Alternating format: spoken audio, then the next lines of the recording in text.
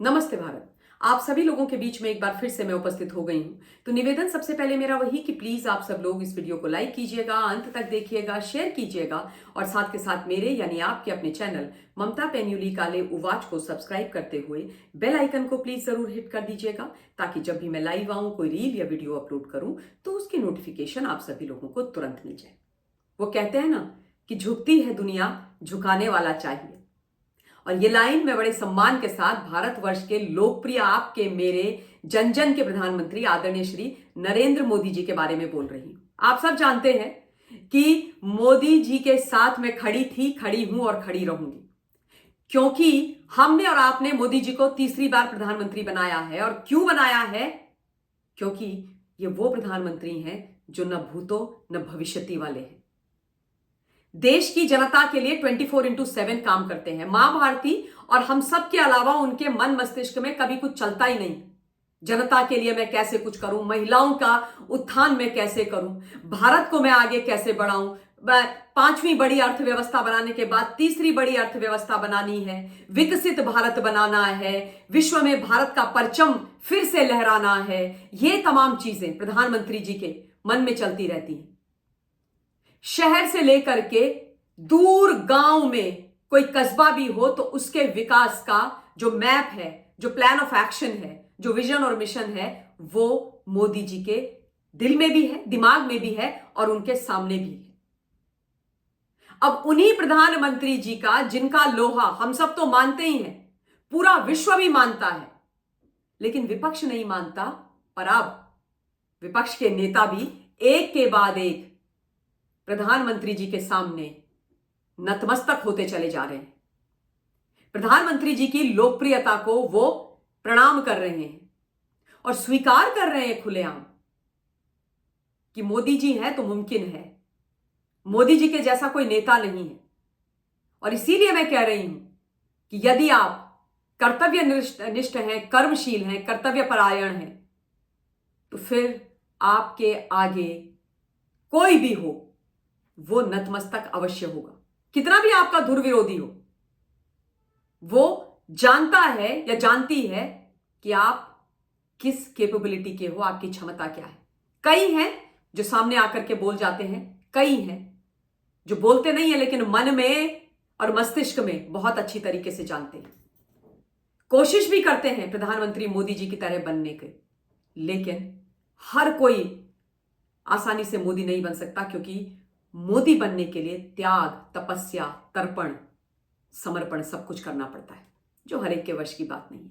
खैर, ये तमाम चीजें मैं बोल रही हूं क्योंकि मैडम जया बच्चन ने एक ऐसा स्टेटमेंट दिया है जिसे सुन करके पूरा भारत स्तब्ध है। दरअसल एक न्यूज चैनल के किसी प्रोग्राम में वो गई हुई थी, कॉन्क्लेव में, और वहां पर मंच में बैठ करके उन्होंने प्रधानमंत्री जी की तारीफ कर दी। और तारीफ जब उन्होंने की तो पूरा जो वो हॉल था वो तालियों की गड़गड़ाहट और गूंज से एकदम पूरी तरीके से मतलब गूंज गया। हर तरफ तालियां बज रही थी और जया बच्चन जी स्वयं भी मुस्कुरा रही थी। खैर, जया बच्चन जी से ये पूछा गया कि भाई आप मतलब क्या समझती हैं कि आप एक पॉलिटिशियन ज्यादा बेटर हैं या अभिनेत्री? तो उन्होंने बोला कि मैं एक एक्टर यानी अभिनेत्री ज्यादा बेटर हूं।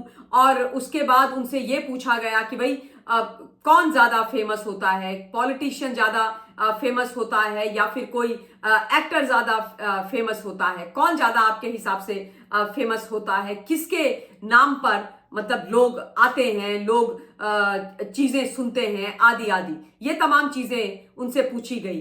तो फिर उन्होंने बोला, जो बात उन्होंने बोली, उन्होंने बोला कि भाई लोकप्रियता तो जो अभिनेता होते हैं, जो एक्टर्स होते हैं, उनकी ज्यादा होती है। इसमें कोई डाउट्स नहीं है कि जो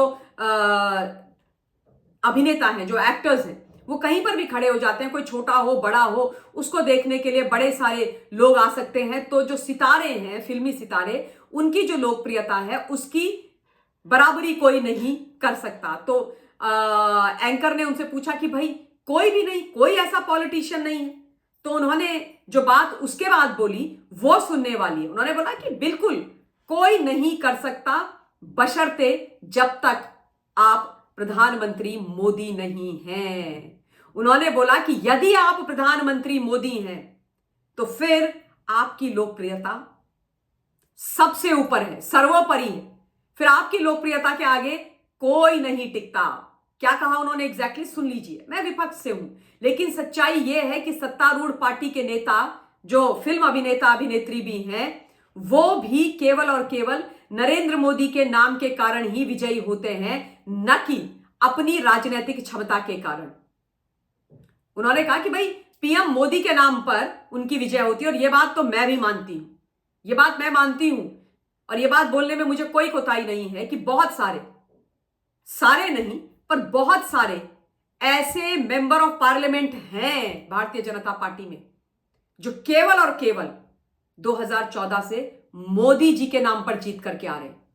और मैंने प्रत्यक्षदर्शी हूं, मैंने देखी है ये चीज। तो for a change, for the first time I agree with madam Jaya Bachchan. जो उन्होंने बोला है वो उन्होंने सही बात उन्होंने ये बोली है, लेकिन वो ये मान गई हैं कि चाहे आप कोई भी हो, कितने भी बड़े अभिनेता हो, कोई भी हो, आप अगर नरेंद्र दामोदर दास मोदी हो तो आपसे बड़ा और आपसे फेमस, आपसे लोकप्रिय भारत ही नहीं पूरे विश्व में कोई नहीं है।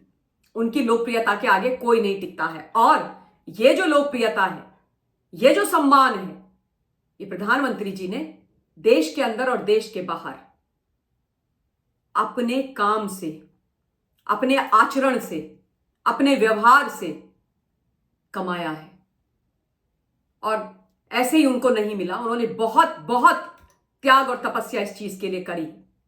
खैर, मैं आपको एक चीज और बता देना चाहती हूं कि जया बच्चन जी जो पार्लियामेंटेरियन है, जो पॉलिटिशियन है, इन्होंने भी कभी कोई डायरेक्ट इलेक्शन फेस नहीं किया।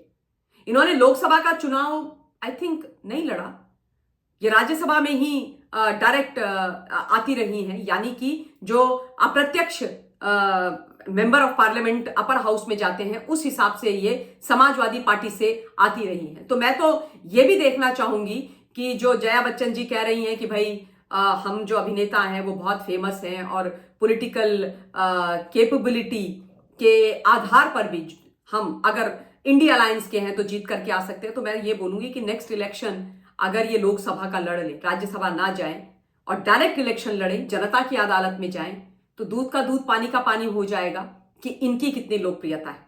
मैं अमिताभ बच्चन जी की बात नहीं कर रही हूं, और मैं एक्टर जया बच्चन की बात नहीं कर रही हूं, मैं पॉलिटिशियन जया बच्चन की बात कर रही हूं, क्योंकि जया बच्चन बड़े लंबे समय से पार्लियामेंटेरियन है।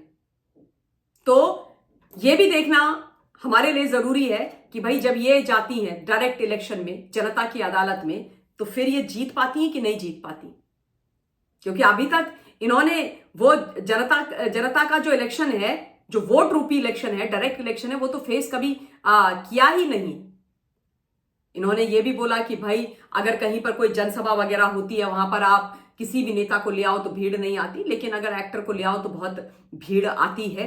ऐसा हर जगह करेक्ट नहीं है, पर उन्होंने ये भी बोला है कि अगर आप मोदी जी हो तो फिर तो आप सबको फेल कर देते हो, कोई कितना भी बड़ा एक्टर हो, कोई भी हो।